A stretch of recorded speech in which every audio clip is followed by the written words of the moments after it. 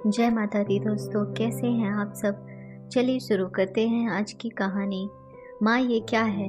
तुम हमेशा अपनी मेड के लिए ये साड़ियाँ वगैरह खरीदती रहती हो, वो भी महंगी से महंगी। कल भी खरीदी थी, बीना बता रही थी। माँ, जो कीमती साड़ियाँ तुम्हारी बहू पर सूट करती हैं, वैसी अगर तुम अपने घर की नौकरानी के लिए आखिर चाहती क्या हो? क्यों तुलना करने में लगी हो? क्या आपकी नज़र में बीना, जो कि हमारे घर की बहू है, और एक नौकरानी में कोई अंतर नहीं है? गुस्से में लाल पीला होते हुए दीपक ने अपनी माँ से कहा। बाहर दरवाजे की ओट से छुपी हुई बीना मुस्कुरा रही थी, क्योंकि उसने ही तो दीपक को बताया था कि माँ ने कल फिर से अपनी नौकरानी के लिए कीमती साड़ियाँ खरीदी हैं। अंतर? तुलना? बेटा, बहुत भारी शब्द है। खैर, तुम जानते भी हो एक बहू का फर्ज क्या होता है? बस अपनी सास से उसकी संपत्ति लेने का। बेटा, मैं जो करती हूँ सोच समझकर ही करती हूँ, और मैं तुम्हारे पैसों का नहीं बल्कि अपने स्वर्गीय पति के पैसों का सदुपयोग करती हूँ। सुधा गर्व से बोली। मैं कुछ समझा नहीं माँ, तुम्हें बताया था, मगर तुम भी अपनी पत्नी के कहे पर ही। खैर, मैं बुरा नहीं मानती, जीवन साथी हो उसके। मगर बेटा, एक अच्छे जीवन साथी का फर्ज अपने साथी को अच्छा बुरा बताकर समझाने का भी होता है, केवल आंख बंद करके हाँ में हाँ मिलाते हुए रहने का नहीं। माँ, साफ साफ कहो ना, आखिर बात क्या है? जानते हो, बीना ने मुझे कहा था, माँ, आपका ये सोने का हार मुझे चाहिए, इतना खूबसूरत है और कीमती भी। मेरी सहेलियाँ तो देखकर ही जल भुन जाएंगी। इन्होंने बड़े प्यार से दिया था मुझे। मेरे बाद ये सब किसका है? तेरा ही तो है, बहू का है। मैंने खुशी खुशी उसे दे दिया। उस दिन तू भी था, जब तेरे चचेरे भाई की शादी में हम सबको जाना था। मेरा सिर दर्द हो रहा था, ये तुझे भी पता था, मगर तू तैयार होकर बाहर गाड़ी निकाल कर हॉर्न बजाकर बहू को बुला रहा था, और बीना तैयार होकर बाहर आई और मुझसे बोली, मैं निकल रही हूँ मम्मी जी, आप अपना ख्याल रखिएगा। ख्याल? उसे बस अपनी कीमती साड़ी और सोने का हार दिखाने की जल्दी थी, सास की फिक्र नहीं। जाना तो हमें सबको था ना। क्या रुककर मेरे सिर को प्यार से सहलाया नहीं जा सकता था? मुझे डॉक्टर के पास पहले लेकर जाया नहीं जा सकता था? मगर तुम्हें अपना स्टेटस मेंटेन करना जरूरी था। शादी में दोनों को ही जाना था।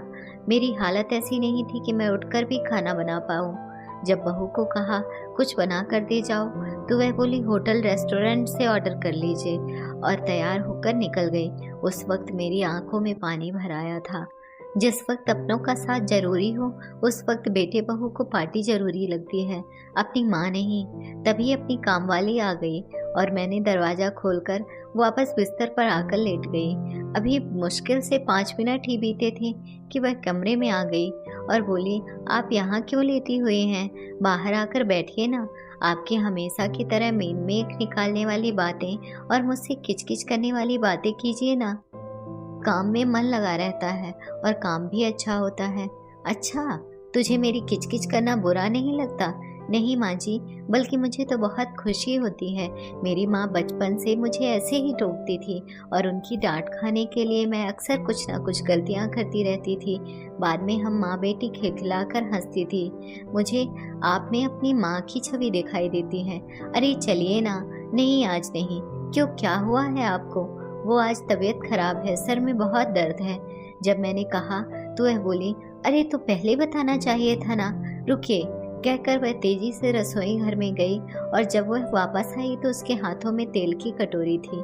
मेरे सिर में मालिश करती और सिर दबाते हुए सहला रही थी। उस वक्त बहुत सुकून मिला। फिर उसने पूछा, मैंने कुछ खाया? मैंने कहा, अभी बनाना है। वो रसोई घर में गई और झटपट खिचड़ी बनाकर ले आई। उस वक्त मुझे बहू की बात याद आ रही थी। माँ, मैं आपकी बहू नहीं, बेटी हूँ। बेटी, जो माँ को दर्द में छोड़कर बाहर पार्टी के लिए निकल गई, और वहीं एक दूसरी, जो हमारे घर में काम करने वाली एक गरीब घर की लड़की, जिसे मैं हमेशा डांटती रहती थी, वह मेरी देखभाल कर रही थी, मुझे अपनी माँ समझती थी, और मैंने उसी वक्त तय कर लिया था, आज से वह मेरी बेटी है, और हर माँ अपनी बेटी को कुछ न कुछ देती है।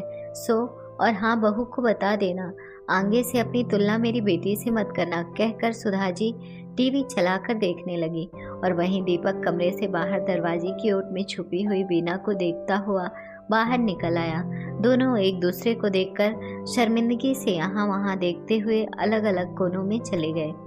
अगर आपको कहानी अच्छी लगी हो तो अपने दोस्तों के साथ भी शेयर कीजिए और कमेंट में ज़रूर बताइए कि कैसी लगी ये कहानी। और हाँ, चैनल को सब्सक्राइब करना ना भूलें। धन्यवाद।